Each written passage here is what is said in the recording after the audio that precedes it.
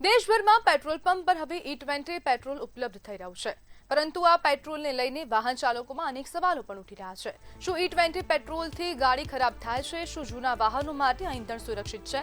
અને જો વાહનને નુકસાન થાય તો જવાબદારી કોની રહેશે? આ તમામ ચર્ચા વચ્ચે કેન્દ્રીય માર્ગ પરિવહન મંત્રી નીતિન ગડકરીએ મોટું નિવેદન આપ્યું છે। ગડકરીનું કહેવું છે કે E20 પેટ્રોલના કારણે જો 2023 પહેલાની ગાડીઓના પાર્ટ્સમાં કોઈ સમસ્યા સર્જાય તો કંપનીઓએ તે મફતમાં બદલવા પડશે। સરકારે વાહન उत्पादक कंपनीओं ने आंगे स्पष्ट सूचना आपी दीधी है। सरकारનું કહેવું છે કે સોશિયલ મીડિયા પર E20 પેટ્રોલને લઈને ચાલી રહેલા ઘણા દાવા ભ્રામક છે। જો કે જૂના વાહનોમાં માઇલેજ ઘટવાની શક્યતા સ્વીકારવામાં આવી છે। સર્વિસિંગ દરમિયાન મેટલ વોશર્સની જગ્યાએ રબરના વોશર્સ પણ મફતમાં બદલવામાં આવશે। પરંતુ સૌથી મોટો સવાલ એ છે કે શું E20 પેટ્રોલ ખરેખર પર્યાવરણ માટે ફાયદાકારક છે કે પછી વાહન ચાલકો માટે નવી મુશ્કેલીઓ ઊભી કરશે? શું જૂની ગાડીઓ આ બદલાવ માટે તૈયાર છે અને દેશના કરોડો વાહન ચાલકો પર તેની શું અસર પડશે? અને આજ મુદ્દે આપણી સાથે ચર્ચા કરવા માટે federation of Gujarat petroleum dealers એસોસિએશનના પ્રમુખ મેહુલ પટેલ જોડાઈ ગયા છે। મેહુલભાઈ, ગ્રાહકોમાં E20 પેટ્રોલ અંગે કેટલી જાગૃતિ છે? સૌથી પહેલા તો એ જાણવું છે।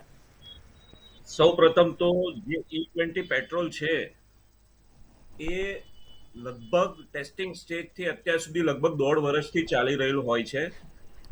અત્યારે પબ્લિક જાગૃત થઈ છે, સોશિયલ મીડિયાના જે નિવેદનોને બધાને કારણે જાગૃત થઈ છે।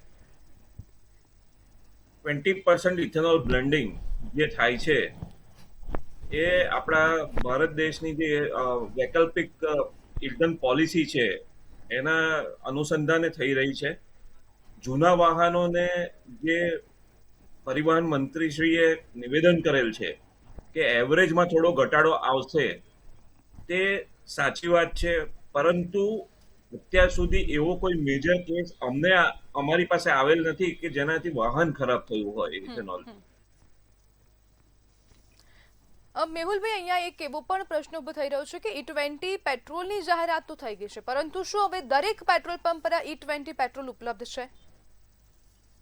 હા જી, દરેક પેટ્રોલ પંપ જે ભારતમાં છે એ કમ્પલસરી અત્યારે બંધાયેલા છે E20 પેટ્રોલ વેચવા માટે જ।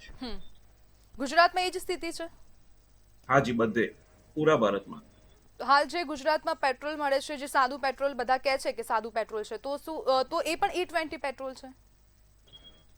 એક પ્રીમિયમ ફ્યુએલ જે આવે છે, એક્સ્ટ્રા 100 ઓક્ટેન ફ્યુએલ આવે છે, જે એના સિવાય બાકી બધા જે પેટ્રોલ મળે છે બધી ટાઈપના, એમાં 15 થી 20% સુધીનો ઇથેનોલ નું બ્લેન્ડિંગ થયેલું જ હોય છે।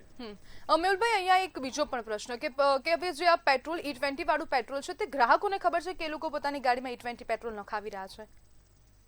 ગ્રાહકોને અમે લોકોએ તો જ્યારે ઇથેનોલ 20 બ્લેન્ડેડ પેટ્રોલ આવવાનું ચાલુ થયું ત્યારથી જ જાગૃત કરેલા હતા કે અમુક સાવચેતીઓ રાખવાની, કે ટાંકીમાં મોઇસ્ચર ના હોવું જોઈએ અને જે એમની વેન્ટ પાઇપ્સ છે એ પણ બરાબર ફિટ કરેલી હોવી જોઈએ। અમે ઓલરેડી જાગૃત કર્યા હતા એમને। હાલ કોઈ બોર્ડ લગાયેલા છે E20 પેટ્રોલના? ઘણા બધા રિટેલ આઉટલેટ્સ પર એવા બોર્ડ E20 પેટ્રોલના લાગેલા હોય છે। જી બિલકુલ મેહુલભાઈ, જોડાવા બદલ આપનો આભાર।